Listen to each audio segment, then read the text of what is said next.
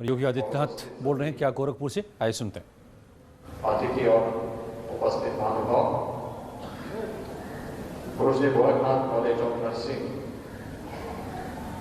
के आज की इस दीप प्रज्वलन और सेवा शपथ ग्रहण समारोह के अवसर पर मैं पूरे कॉलेज परिवार को और खासतौर पर उन सभी प्रशिक्षुओं को जिन्होंने आज के इस दीप प्रज्वलन और सेवा शपथ ग्रहण समारोह में अपनी भागीदारी की है, उन सबको हृदय से बधाई देता हूँ और सबके प्रति अपनी शुभकामनाएं देता हूँ। मुझे प्रसन्नता है कि वसंत पंचमी के आज की इस पावन तिथि पर गुरु गोरखनाथ कॉलेज ऑफ नर्सिंग और गुरु गोरखनाथ स्कूल ऑफ नर्सिंग अपना दीप प्रज्वलन और सेवा शपथ ग्रहण समारोह का आयोजन वर्ष करता है और इस वर्ष भी इस परंपरा को उन्होंने अनवरत आगे बढ़ा के रखा है। कुछ चीजें हैं जो वास्तव में हम सबको जानने और सीखने के लिए बहुत महत्वपूर्ण है और खासतौर पर पिछला एक वर्ष आप सबने देखा होगा कि किस रूप में पूरे देश के लिए, पूरी दुनिया के लिए चुनौतीपूर्ण बना रहा है। ये चुनौती वैश्विक महामारी कोरोना के कारण हम सबके सामने आई। लेकिन भारत के अंदर सफलतापूर्वक इस चुनौती का मुकाबला हुआ। भारत ने कोरोना से न केवल अपने देश को बचाया, अपने देश की 135 करोड़ की आबादी को बचाया, बल्कि अपने मित्र देशों के साथ भी सहयोगी बनकर के न केवल दवा बल्कि वहां पर उन्हें स्वास्थ्य की अन्य सुविधाओं को उपलब्ध करवाने के साथ ही जब हम कोरोना पर विजय प्राप्त करने के अंतिम चरण की ओर प्रवेश कर रहे हैं तो दुनिया के अंदर भारत एकमात्र देश है जिसने 2 वैक्सीन भी लॉन्च की है और सफलतापूर्वक वैक्सीन पहले चरण में हेल्थ वर्कर्स को और दूसरे चरण में जितने भी कोरोना वॉरियर्स थे इन सबको सफलतापूर्वक लगाने के साथ ही अपने मित्र देशों को भी सफलतापूर्वक वैक्सीन पहुंचाने का कार्य कर रहा है। प्रधानमंत्री मोदी जी के नेतृत्व में समय से लिए गए निर्णय और भारत की वसुधैव कुटुंबकम की भावना को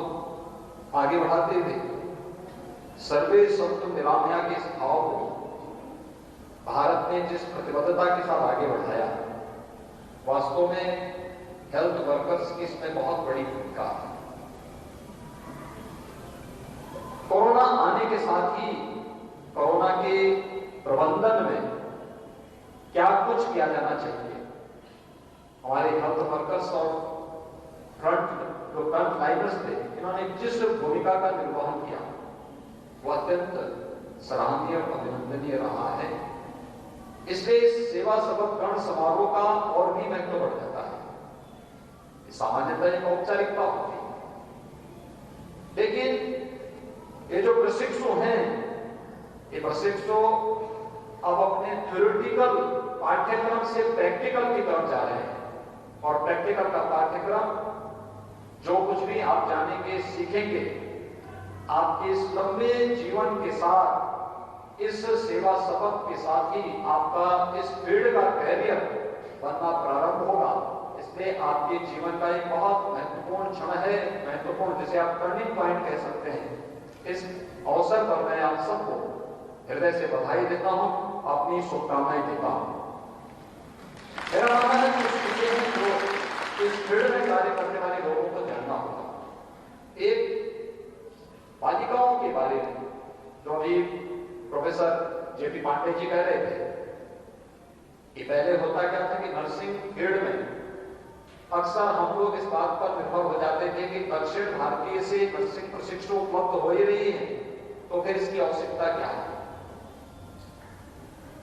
लेकिन आबादी जितनी तेजी के साथ देश की बढ़ी है,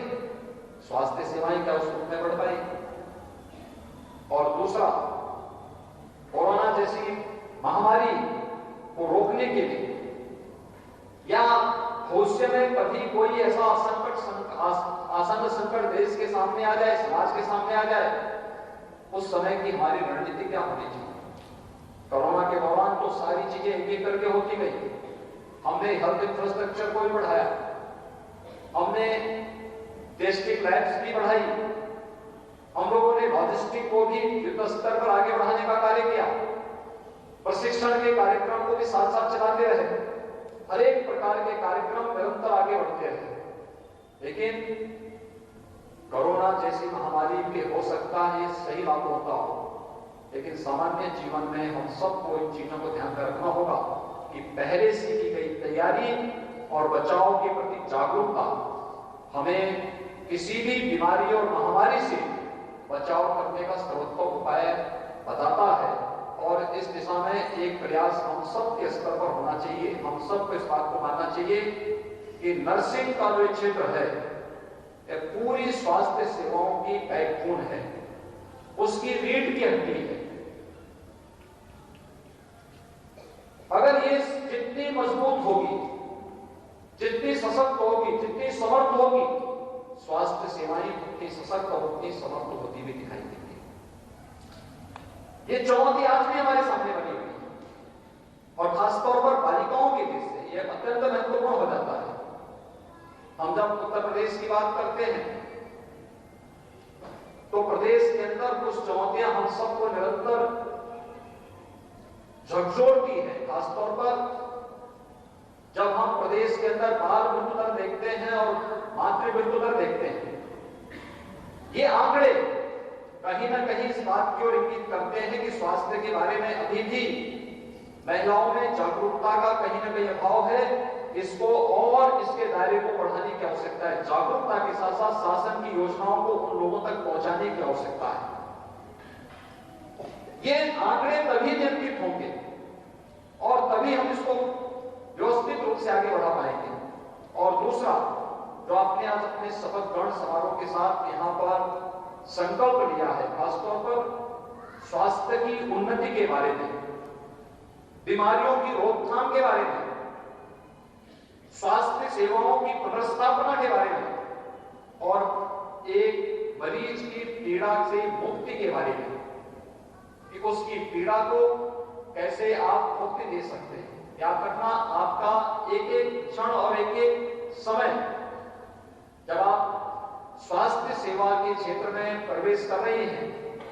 तो पूरी तन्मयता के साथ, पूरी ईमानदारी के साथ इस प्रशिक्षण को लेना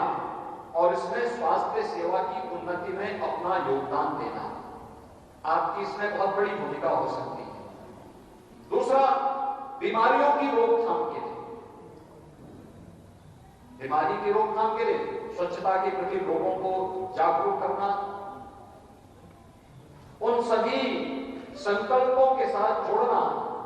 जो स्वास्थ्य के प्रति जागरूकता के लिए अनिवार्य होती है। सरकार के द्वारा समय समय पे कोरोना के लिए हम लोग क्या कहते थे कि व्यक्ति बार बार हाथ धोए, अगर किसी वस्तु को उसने छुआ है तो सैनिटाइजर से एक बार हाथ को साफ कर लें, मास्क अनिवार्य लगाएं। एक सामान्य जानकारियां आ रही थी और सामान्य रूप हम जागरूकता इसी क्रम में आगे बढ़ा रहे थे और दैनिक जीवन में भी इसका अपना महत्व है। तो बीमारियों की रोकथाम करने के लिए इसकी बड़ी भूमिका हो सकती है, जागरूकता के इन कार्यक्रमों की। इसी प्रकार से स्वास्थ्य सेवाओं की पुनर्स्थापना के लिए हम लोग अपने स्तर पर बेहतर कार्य कर सकते हैं। आप शासकीय क्षेत्र में जाएंगे, आप निजी क्षेत्र में जाएंगे, जिस भी क्षेत्र में जाएंगी, पूरी ईमानदारी और पूरी तन्मयता के साथ मरीज और मरीज के परिवारजनों के विश्वास पर खरा उतरना, ये हमारा कार्य होना चाहिए। और उसके माध्यम से किसी भी मरीज की पीड़ा को मुक्ति देने की दिशा में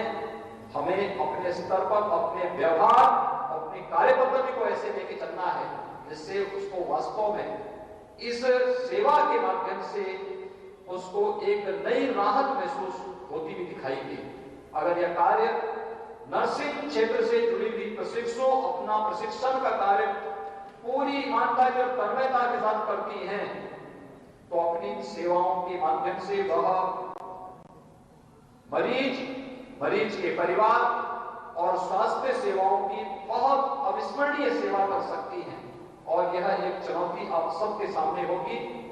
मुझे प्रसन्नता है कि आज बसंत पंचमी के अवसर पर Shri Gorakhnath college of nursing और गुरु Gorakhnath college of school of nursing अपने इस दीप प्रज्वलन और सेवा शपथ समारोह के साथ इस कार्यक्रम को जब आगे बढ़ा रहा है, मैं पिछले लगभग 11-12 वर्षों से इस कार्यक्रमों के साथ जुड़ा रहा हूं और मैं नजदीक से देखता रहा हूं कि यहाँ पे नियमित प्रशिक्षण भी चलता है, क्लासेस चलती हैं, लैब और लेबोरेटरी में प्रशिक्षण जाती हैं, चिकित्सालय में जाती हैं, अपने अन्य सभी प्रकार के प्रशिक्षण को समयबद्ध ढंग से लेकर के इस कार्यक्रम को आगे बढ़ाती हैं और बाद में फिर सेवा के अलग अलग फील्ड में जाकर के बहुत विस्तृत क्षेत्र है। और मैं इस बात को कह सकता हूं कि नर्सिंग क्षेत्र में आज के दिन पर कहीं भी रोजगार और नौकरी की कोई समस्या नहीं है। थोड़ा भी प्रयास कर लेंगे, न केवल आपके स्वयं के लिए, आपके परिवार के स्वास्थ्य के लिए, बल्कि समाज के स्वास्थ्य के लिए भी ये क्षेत्र अत्यंत महत्वपूर्ण है और स्वावलंबन और सशक्तिकरण की दिशा में भी यह आपके कदमों को और मजबूती प्रदान करता है। आज के इस अवसर पर मुझे बहुत प्रसन्नता है कि गुरु गोरखनाथ कॉलेज ऑफ नर्सिंग ने एमएससी पाठ्यक्रम भी यहां पर प्रारंभ किया है। मैं विश्वविद्यालय को इसके लिए हृदय से धन्यवाद दूंगा कि विश्वविद्यालय ने एमएससी नर्सिंग के पाठ्यक्रम को आगे बढ़ाने की अनुमति गुरु गोरखनाथ कॉलेज ऑफ नर्सिंग को दी है। मुझे याद है जब गुरु गोरखनाथ कॉलेज ऑफ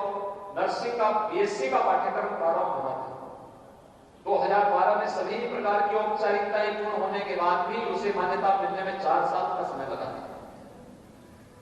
लेकिन इस बार जो बीएससी नर्सिंग का पाठ्यक्रम पूरा करने के बाद यहां से निकले के उन छात्राओं के लिए, उन प्रशिक्षुओं के लिए एमएससी नर्सिंग और इस फील्ड में और भी बेहतर कैरियर के लिए एक नया अवसर गुरु गोरखनाथ कॉलेज ऑफ नर्सिंग उपलब्ध करा रहा है। यहाँ की बालिकाओं के लिए यह एक सुनहरा अवसर लेकर के जो एक कॉलेज आया है, गुरु गोरखनाथ चिकित्सालय और गुरु गोरखनाथ कॉलेज ऑफ नर्सिंग आया है। मैं इसके लिए इस व्यवस्था से जुड़े हुए यहाँ के निदेशक, कॉलेज के प्राचार्य और इस पूरे कार्यक्रम के साथ जुड़े हुए जितने भी गुरु गोरखनाथ चिकित्सालय के हमारे चिकित्सक हैं, पदाधिकारी हैं, प्रोफेसर यूपी सिंह जी के नेतृत्व में, उनकी अध्यक्षता में जो कार्यक्रम चल रहे हैं, जो भी नर्सिंग कॉलेज के जो फैकल्टी मेंबर्स हैं, सभी के द्वारा जो एक बेहतर प्रयास प्रारंभ हुआ है, मैं इसके लिए आप सबको हृदय से बधाई देता हूं। और मेरा विश्वास है कि गुरु गोरखनाथ कॉलेज ऑफ नर्सिंग का एमएससी पाठ्यक्रम और उसके बाद आगे का पाठ्यक्रम भी यहाँ पर महिला सशक्तिकरण की दिशा में एक महत्वपूर्ण कदम आगे बढ़ा करके स्वास्थ्य सेवाओं की बेहतरी में अपना योगदान देगा। आज के इस अवसर पर आप सबके प्रति मैं हृदय से एक बार फिर से बधाई और शुभकामनाएं देते हुए आप सबको धन्यवाद।